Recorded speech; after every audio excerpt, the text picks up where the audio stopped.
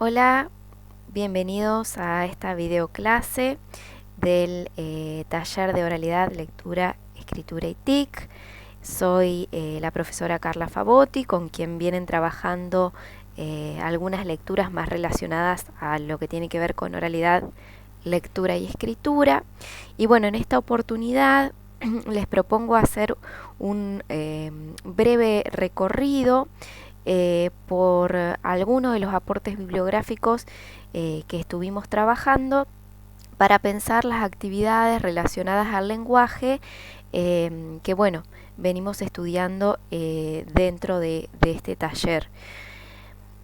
En principio nos vamos a centrar sobre todo en dos textos que ustedes ya han leído y que han recorrido y trabajado. Uno de ellos es, bueno, qué es y qué no es la alfabetización académica, un artículo de Paula Carlino, y el otro es un capítulo del libro de Dora Riestra que fuimos trabajando en distintos tramos. Y bueno, ya para la clase anterior habíamos trabajado o leído el capítulo completo.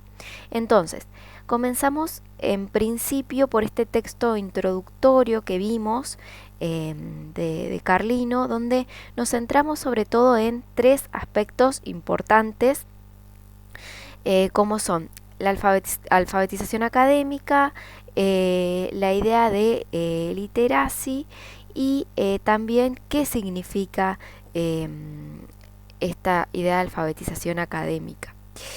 En principio, bueno, tener en cuenta también a qué asociamos normalmente la palabra alfabetización, donde, bueno, podemos verla a través de distintas perspectivas y aportes teóricos, pero fundamentalmente vamos a trabajar a partir de esta perspectiva que nos está ofreciendo Carlino, donde nos permite ver a través de la alfabetización y puntualmente la alfabetización académica el conjunto de nociones y estrategias para poder participar de la cultura discursiva dentro de ámbitos académicos, ¿sí?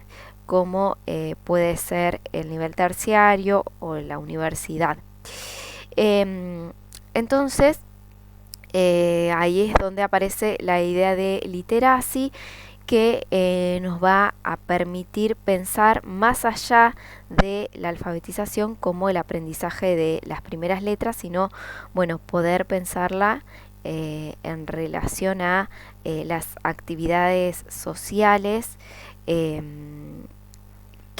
por las que podemos transcurrir una vez alfabetizados. Y bueno, y en este caso ya estamos pensando en la alfabetización meramente académica, y por eso hablamos de aquellas actividades que tienen lugar en ámbitos superiores, ¿no? De educación superior. Bueno, en ese sentido, luego empezamos a pensar el lenguaje como vehículo, como medio para poder organizar las actividades humanas, ¿no? Todos los seres humanos participamos de actividades socialmente compartidas, ¿sí? De actividades colectivas, y para poder llevarlas a cabo tenemos que comunicarnos, ¿sí? Bueno, entre los lenguajes que hemos utilizado aparece, bueno, la oralidad, la lectura y la escritura, y allí también aparecen distintos géneros textuales o discursivos, y acá tienen un ejemplo, ¿no? Si pensamos en las actividades que tienen lugar, por ejemplo, en un restaurante, en el contexto de un restaurante, vamos a encontrar seguramente, como dice ahí, recetas de cocina, algún menú, una carta. Pero sería extraño encontrar otros textos como una noticia relacionada dentro de un restaurante, digamos, dentro de las actividades. Podría haber una excepción, obvio, pero no es, digamos, que está asociada tan directamente a las actividades que allí se dan. Bueno, lo mismo entonces podemos pensar en el ámbito académico. ¿Sí? Si pensamos, por ejemplo, en este instituto, bueno, vamos a ver que las actividades que se van llevando a cabo dentro del instituto, como clases, puede haber jornadas, reuniones y demás, van a estar mediadas sí o sí, vehiculizadas por textos, por producciones textuales, y esos textos van a ser muchos sin duda, pero van a ser frecuentemente los mismos, ¿sí? Por ejemplo, textos explicativos, ¿sí? Que puede dar un docente cuando da una clase o que puede dar un estudiante cuando explica lo que estudió, em, exposiciones que irían en el mismo sentido, bueno, entre muchos otros. Bien, y entonces para pensar en esto, trabajamos con este primer capítulo del libro de Dora Riestra, donde, bueno, ella nos dice que la actividad del lenguaje se organiza en discursos y produce textos para mediar las demás actividades sociales. Entonces, el texto va a ser toda producción verbal, oral y escrita situada comunicativamente. Para poder situar, para poder darle un contexto situacional, vamos a pensar en lo que ella nombra como contexto de producción y que va a necesitar tres factores: físico, social y subjetivo, que los explica, también los va diferenciando, ¿sí? Ahí ustedes lo tienen, también está en el texto.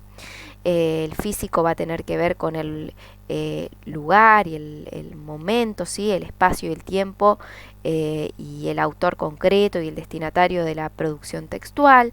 El contexto social va a tener que ver con los ámbitos en donde tiene lugar ese texto, como por ejemplo recién hablábamos del ámbito académico, por ejemplo. Y el contexto subjetivo va a ser la posición o el rol social que ocupa el emisor de esa producción en ese momento, ¿sí? Esa persona puede estar hablando, por ejemplo, como padre, o puede estar hablando como profesor. Bueno, eso va a depender de el contexto donde esté hablando la persona.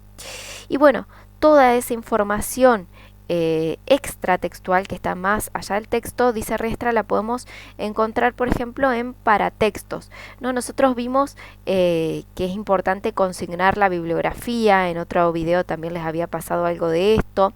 Y también hay normas para la entrega de trabajos prácticos, y ahí ustedes vieron que tenemos que poner algunos datos.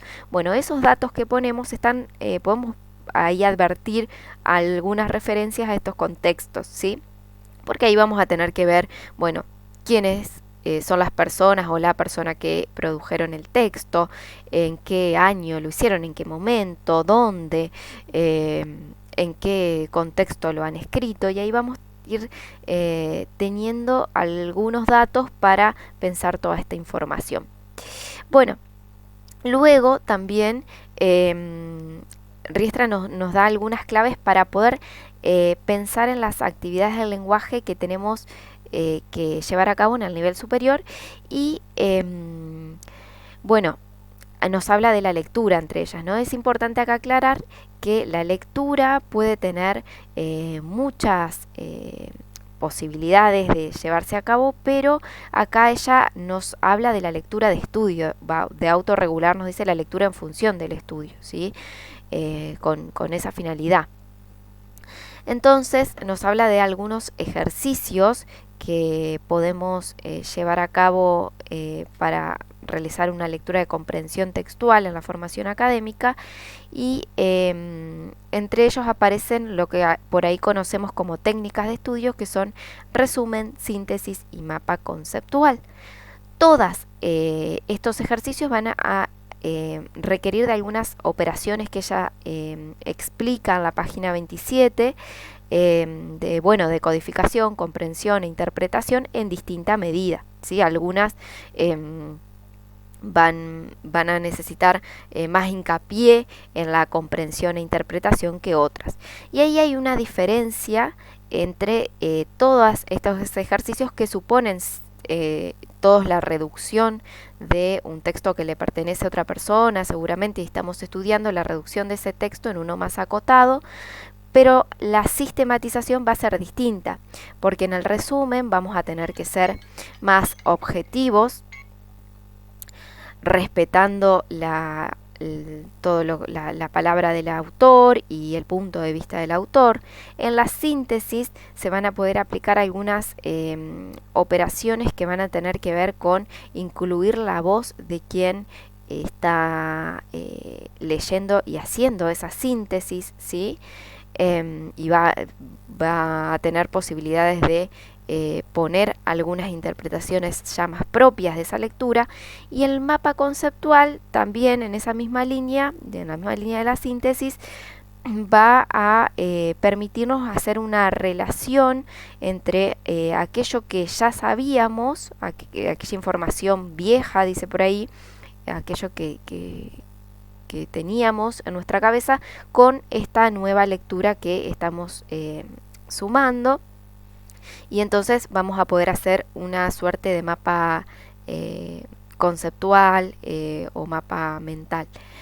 Y bueno, esto es un poco a grandes rasgos lo que estuvimos viendo. Ambas lecturas se complementan, cada una habla por ahí desde perspectivas distintas, pero sí complementarias también, porque para llevar a cabo la alfabetización académica, desde la cual nos está hablando Carlino,